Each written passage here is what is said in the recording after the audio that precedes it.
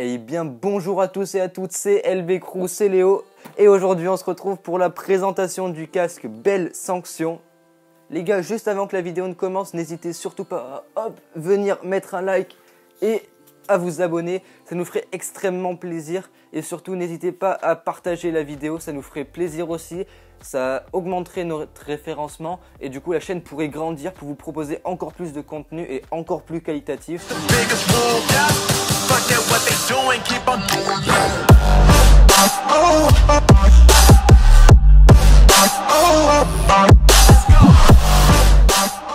Donc voilà les gars, on enchaîne tout de suite sur le premier point, c'est le rapport poids-prix. Ce rapport sur ce casque est extrêmement intéressant. Il pèse 810 grammes pour un prix variant de 54 € à 79 € sur Alltrix en fonction des coloris que vous choisissez.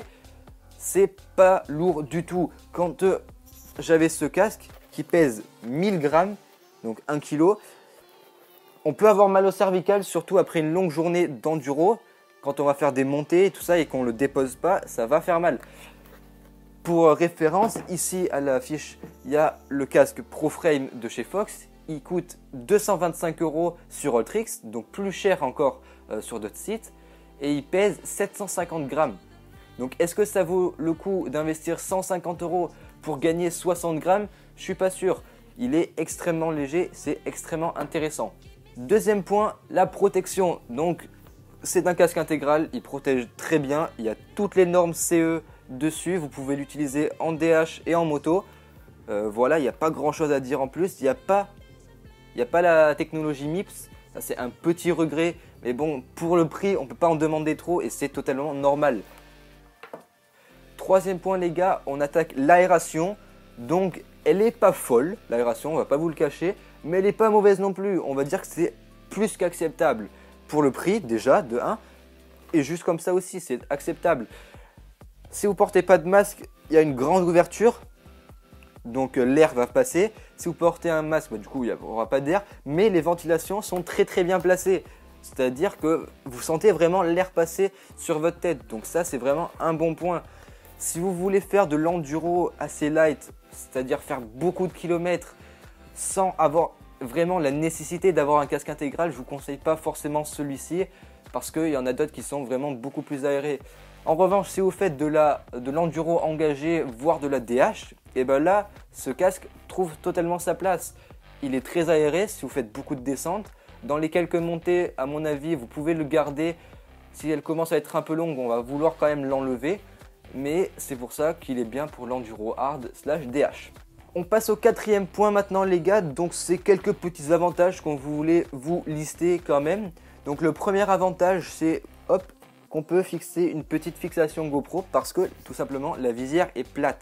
Ce qui n'est pas le cas avec beaucoup de casques comme par exemple celui-ci qui est en triangle.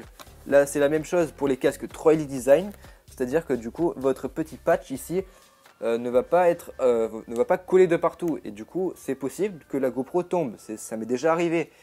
Deuxième avantage, c'est que l'ouverture ici est assez grande, donc c'est à dire que moi je pouvais porter tous les masques que je voulais, j'en ai pas trouvé un seul qui n'allait pas.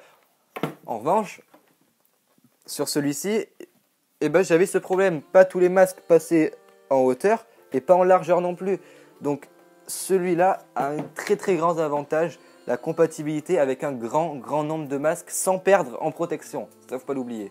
On passe maintenant au dernier point qui est le point négatif. Quels sont les points négatifs de ce casque? Et bien tout simplement, nous, on n'en a pas trouvé. Déjà de une, pour le prix, qui est absolument imbattable pour un casque de ce type-là, pardon.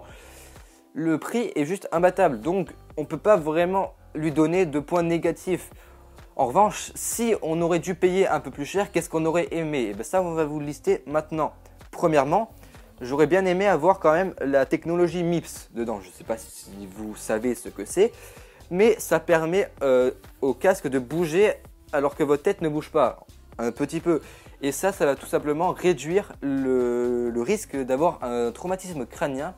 Ça peut être un avantage dans quelques chutes, mais bon, pour le prix, encore une fois, on ne peut pas lui en demander trop. Et deuxième truc qu'on aurait aimé avoir quand même, c'est une boucle magnétique. Là, c'est une boucle totalement normale. ce qui n'est pas très mal non plus, hein. C'est juste qu'avec de mettre ça avec, avec des gants, quand on est devant la descente et que voilà, on galère un peu, là on aurait bien aimé avoir comme sur celui-ci un petit truc magnétique, hop, qui vient se caler comme ça. Donc merci à tous d'avoir regardé cette vidéo, j'espère qu'elle vous aura plu. En ces temps-ci, on ne peut pas faire de vélo, donc c'est normal, parce que bon, voilà, à cause du confinement. Mais j'espère quand même que nos vidéos vous plaisent. On essaye vraiment de grandir et de step up niveau qualité. Donc s'il vous plaît, abonnez-vous, vous êtes encore plus de 80% à regarder nos vidéos. Donc s'il vous plaît, n'hésitez pas à lâcher le petit abonnement. Et moi je vous dis à une très prochaine vidéo. Ciao ciao.